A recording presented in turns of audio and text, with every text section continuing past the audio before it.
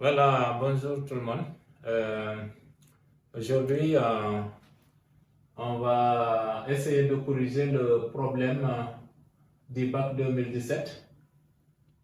Et pour cela, on donne la fonction f et après on va répondre progressivement les questions. Donc, on n'a pas l'espace pour écrire tout le problème, mais chacun peut aller voir le problème de bac pour avoir l'énoncé. Alors, sans pour tarder, on va commencer. D'abord, on demande de montrer que le domaine de définition de f, c'est f privé de e. Alors, on va procéder comme ça. On pose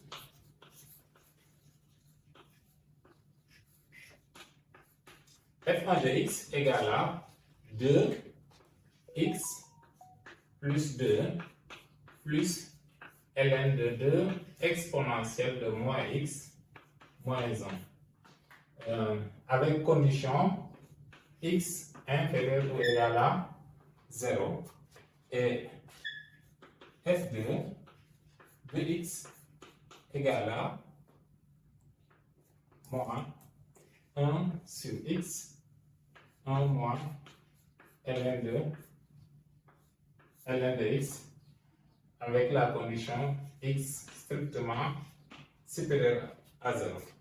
Alors donc, on va regarder le domaine de définition de f1 et le domaine de définition de f2 pour ensuite déduire le domaine de définition de f.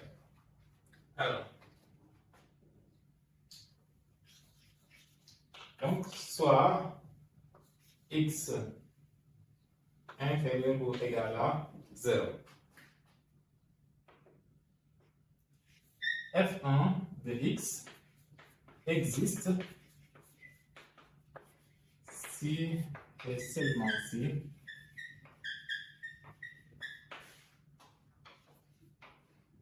et seulement si, en fait, là c'est un polynôme, c'est défini sur R. Alors là, on a ln, donc ce qui est à l'intérieur doit être strictement positif.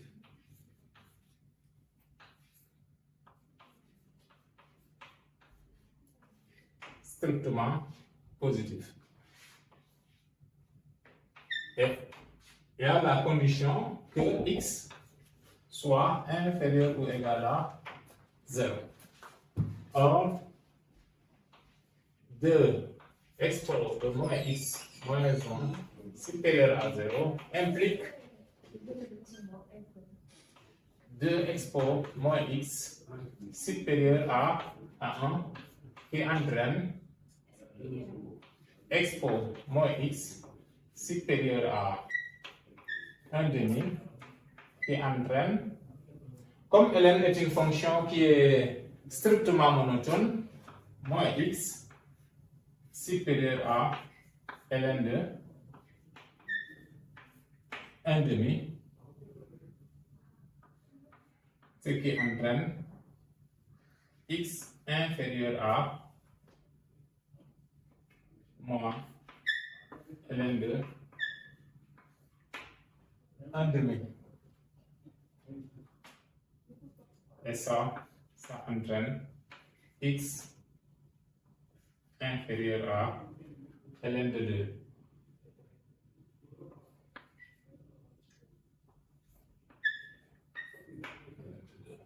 Et si on ajoute la condition x inférieur à 0, on obtient df1 c'est égal à l'intervalle moins l'infini ln de 2 inter l'intervalle moins l'infini 0. Et ça, c'est égal à l'intervalle moins l'infini 0. Alors donc, on a ici le domaine de définition de f. Et après, on cherche le domaine de définition de f2. Et avec la condition x positive.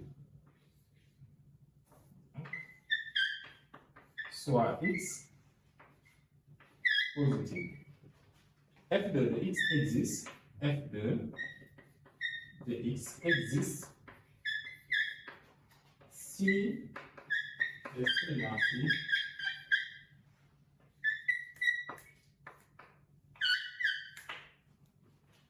alors F2 existe si et seulement si là, comme on a un quotient, le dénominateur doit être non nul. Et on a aussi ln, donc le x aussi doit être strictement positif.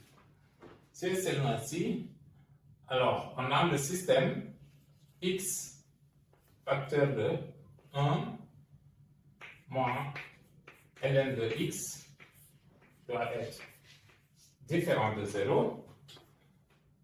Et x doit être strictement positif. Et là aussi, on a cette condition-là qui est déjà obtenue ici.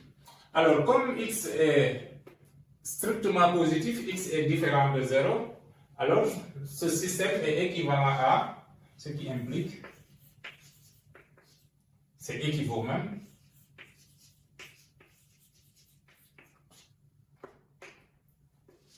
à 1 moins ln de x différent de 0, car x est strictement positif, ce qui veut dire que x est différent de 0. D'où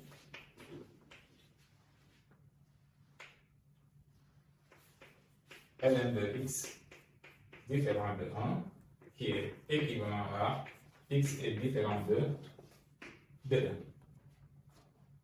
Ainsi,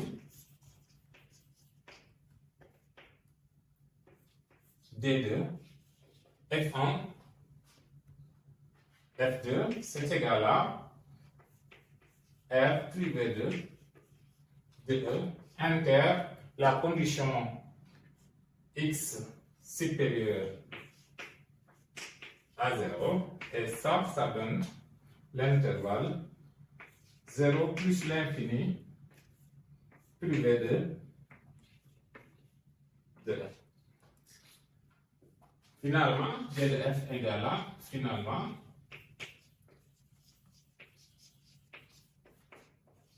on obtient D de F, c'est égal à D de F1 union D de F2.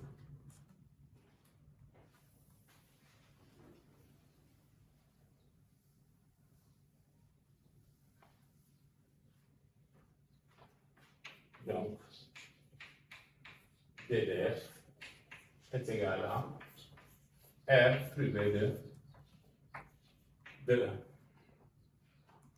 Voilà, la question qui suit est de calculer les limites aux bornes de D de F. Alors, les bornes de D de F sont moins l'infini, E, et plus l'infini.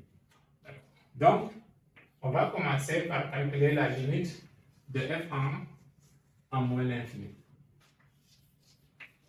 Limite lorsque x tend vers moins l'infini de f de x. Voilà. Ici, on sait que en moins l'infini, on doit utiliser l'expression F1. D'accord? On va utiliser F1. Mais si on calcule directement, on voit que ici on aura moins l'infini et le ln va donner plus l'infini. C'est une formule indéterminée. Donc, on va essayer de lever l'indétermination. Pour cela, on fait un changement de variable. Posons.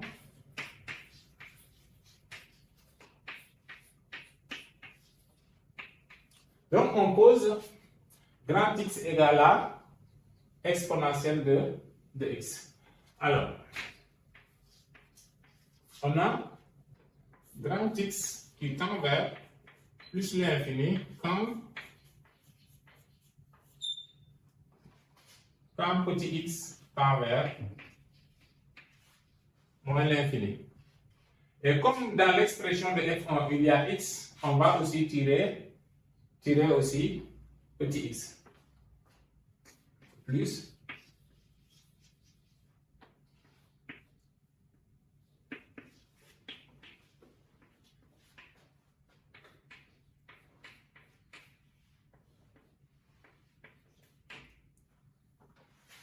et ça implique que x égale à ln de, on peut mettre moins ln de x, mais moins ln de x est égal à ln de 1 sur, égal à ln de 1 sur x. On obtient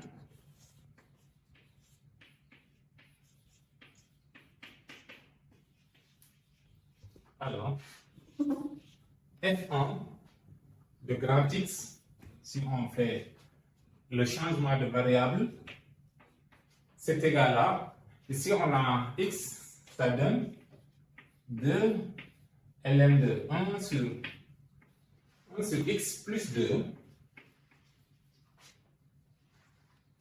plus ln de 2 grand X moins 1.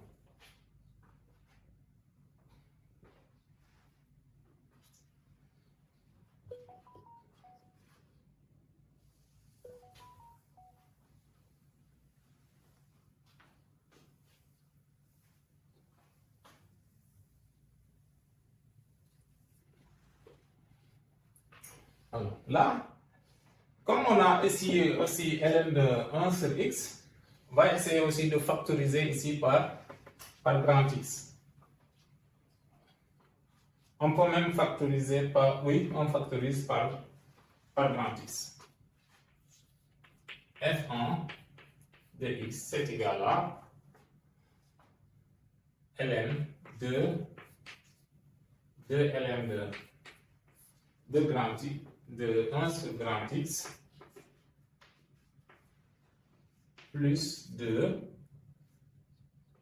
plus ln de grand X facteur de 2 moins 1 sur grand X. Et ça donne. Là aussi, on peut mettre la puissance, c'est ln de 1 sur grand X au carré, plus 2, plus ln de x, ln d'un produit, plus ln de 2, moins 1 sur grand X. Et on peut regrouper ces deux-là. C'est égal à ln de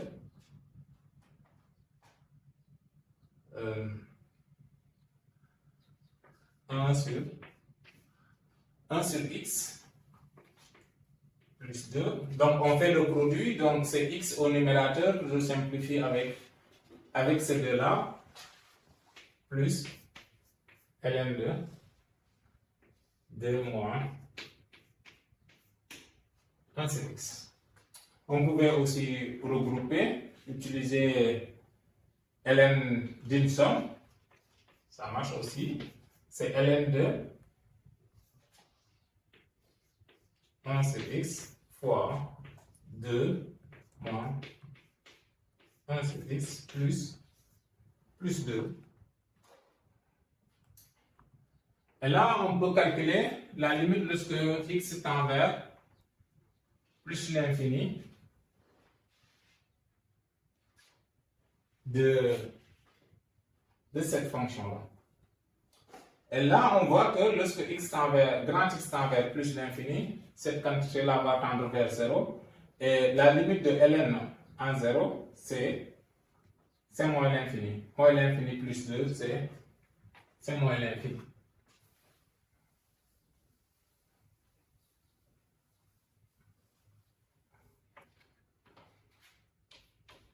puisque limite lorsque x tend vers plus l'infini de 1 sur x facteur de 2 moins 1 sur x égale à 0 et que la limite lorsque x, là on peut dire que c'est 0 plus, lorsque x tend vers 0 plus de ln de x égale à moins l'infini, alors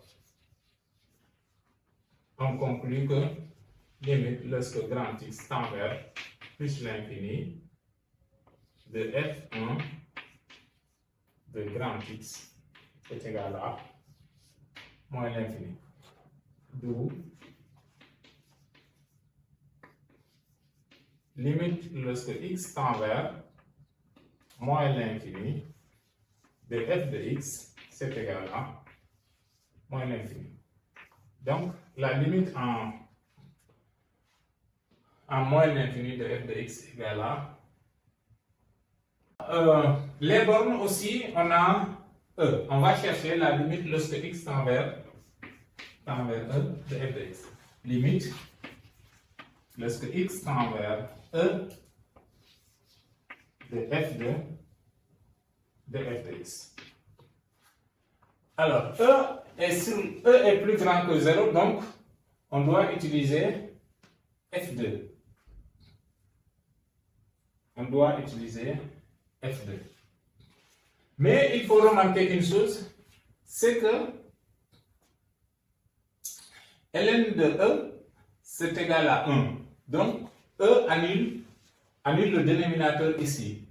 Donc, comme ça annule le dénominateur, en fait, il faut voir ce qui se passe.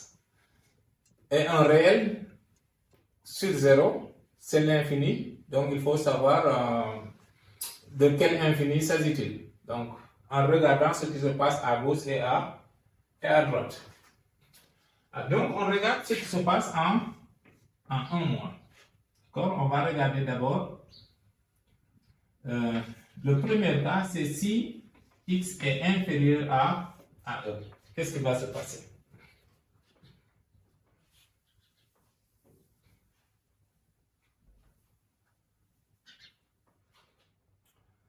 Alors, la fonction ln est une fonction qui est strictement croissante. Donc, si x est inférieur à e, ln de x est inférieur à ln de e. X inférieur à e entraîne ln de x inférieur à 1. Parce que ln de e, c'est 1. Et si on transpose, ça va entraîner à son tour que 0 est inférieur à 1 moins ln de x. Et comme x est positif, le produit est positif.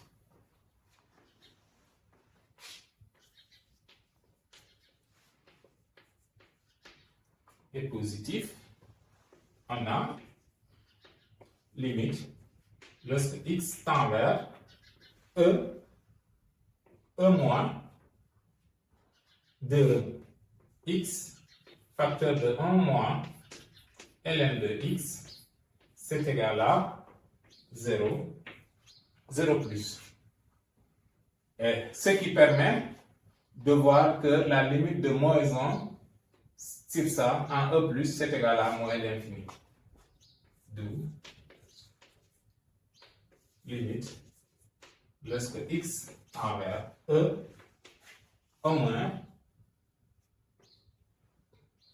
moins de moins 1 sur x facteur de 1 moins ln de x. Là, c'est 0, mais c'est 0 plus et moins 1. Donc, moins 1 sur 0 plus, c'est égal à moins l'infini. C'est égal à moins l'infini. Alors, donc, la limite, c'est moins l'infini. Après, on regarde ce qui se passe lorsque x est supérieur à 1. De la même façon, ln de x est supérieur à ln de 1.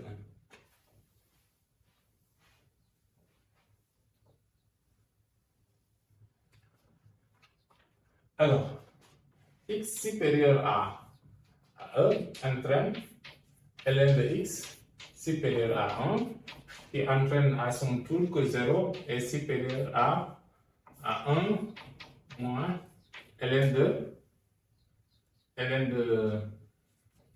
x, et ça entraîne que x 0 est supérieur à x facteur de 1 moins ln de x car x est positif. Donc, si on calcule la limite lorsque x tend vers e plus de x facteur de 1 moins ln de x, on trouve, comme c'est négatif, c'est 0 moins. Ainsi, la limite devient plus l'infini. Ainsi, la limite lorsque x tend vers e plus de moins 1 sur x facteur de 1 moins ln de x c'est égal à plus l'infini. Donc finalement, la limite de f en e moins c'est moins l'infini et en e plus c'est plus l'infini. Ici, voilà, c'est comme ça. En moins c'est moins l'infini. En e plus c'est plus l'infini. D'accord. Voilà. Ensuite, on peut résumer ça finalement.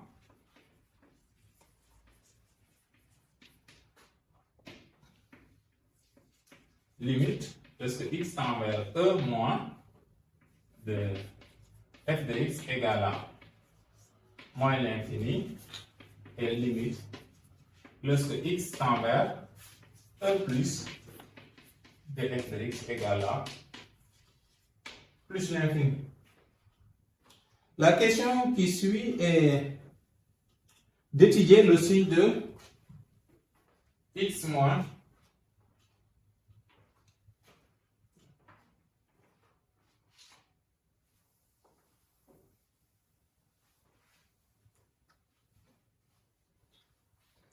donc petit c, on veut savoir le signe de x facteur de 1 moins ln de x. Bon, dans le cas de l'étude de f, ce qui nous intéresse pour ce signe-là, c'est lorsque x est strictement positif. D'accord. Alors, quand est-ce on a x facteur de 1 moins ln de x positif, quand cette quantité-là est positive, et on sait que dans ce cas-là est x positif, donc comme on a un produit, donc le produit est positif, ça veut dire que les deux facteurs doivent être de même signe. Implique, donc ce produit-là est positif et x positif nous permet de dire que 1 moins ln de x doit être positif. Et ça va entraîner que 1 doit être supérieur à ln de x, qui entraîne à son tour que x doit être supérieur à e. Entraîne e supérieur à x. Donc c'est positif pour x supérieur à x et négatif dans l'autre cas. Bon, on peut le résumer sous un tableau. Donc, ici, c'est x. Donc, on s'intéresse au cas des x positifs. Et là, on voit que la valeur qui annule, c'est E. On est là. Ensuite, c'est plus l'infini. Donc, l'expression x facteur de 1 moins ln de x, son signe. Là, on voit que ça s'annule là. Et on voit que c'est positif dès que x est inférieur à E. C'est-à-dire, c'est positif ici et c'est négatif là. Voilà. On a le signe de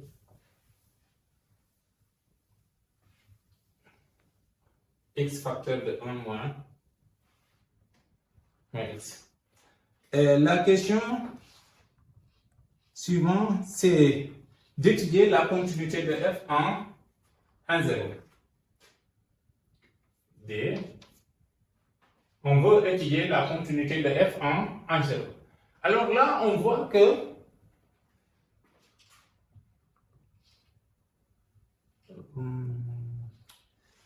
il y a une question qu'on n'a pas encore traitée, c'est que f, on demande de montrer d'abord que la question c'était de B, que pour tout x inférieur à 0, f de x égale à x plus 2 plus ln de 2 moins exponentielle de x. Alors, si x est inférieur ou égal à 0, on a f de x égale à 2x plus 2 plus ln de 2 exponentielle de moins x moins 1. Alors, on sait que exponentielle de x, de moins x, est égal à 1 sur exponentielle de x. On a alors f de x égale à 2x plus 2 plus ln de 2 1 sur exponentielle de x moins 1, c'est égal à 2x plus 2 plus ln de. Si on réduit au même dénominateur, ça fait 2 moins exponentielle de x sur exponentielle de x. Exponentielle d'un quotient, c'est 2x plus 2 plus ln de 2 moins exponentielle de x moins ln de exponentielle de x. Mais ln de exponentielle de x, c'est égal à x, c'est égal à 2x plus 2 plus ln de 2 moins exponentielle de x moins x. C'est égal à, donc 2x moins x, ça fait x, c'est x plus 2 plus ln de 2 moins exponentielle de x. Et ce qu'on voulait démontrer. Donc, à partir du moment où, pour tout x inférieur ou égal à 0, f de x égale à ça, on peut réécrire l'expression de f. C'est-à-dire, on peut changer l'expression de f ici en mettant x plus 2 plus ln de 2 moins exponentielle de x pour x inférieur ou égal à 0. Alors, la question qui suit, c'est d'étudier la continuité de f en 0. Alors, est-ce que f est continu en 0? On voit que ici, l'expression à gauche et à droite de f, les deux expressions ne sont pas les mêmes. Puisque ces deux expressions ne sont pas les mêmes, alors il faut étudier la continuité à gauche et la continuité à droite en 0.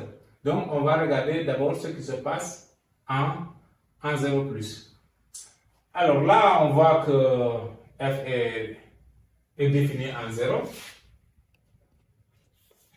Voilà. Donc, on regarde d'abord ce qui se passe à gauche. Limite, lorsque x tend vers 0 moins de f de x. Alors, 0 moins, c'est que x est inférieur à 0. L'expression de f, si x est inférieur à 0, c'est cette expression-là, c'est égal à limite lorsque x tend vers 0, 0 moins 2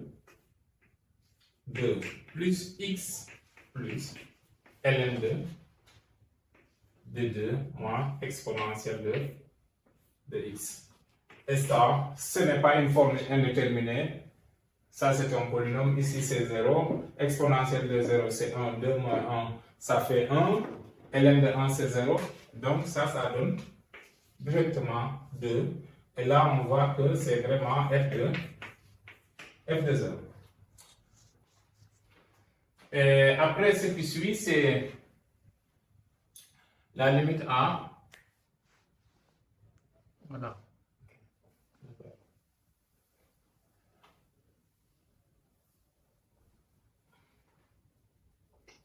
On regarde maintenant la limite à droite. Donc, la première chose à regarder, est-ce qu'on a une formule indéterminée ou pas? Alors, là, c'est 0. Là, c'est infini. Donc, si on regarde directement, on a une formule indéterminée. Qu'est-ce qu'on va faire? On regarde d'abord la limite de celui-là. Voilà. On a x facteur de 1 moins ln de x, c'est égal à x moins x ln de x. Et là, on pourra utiliser la croissance comparée ici pour calculer la limite.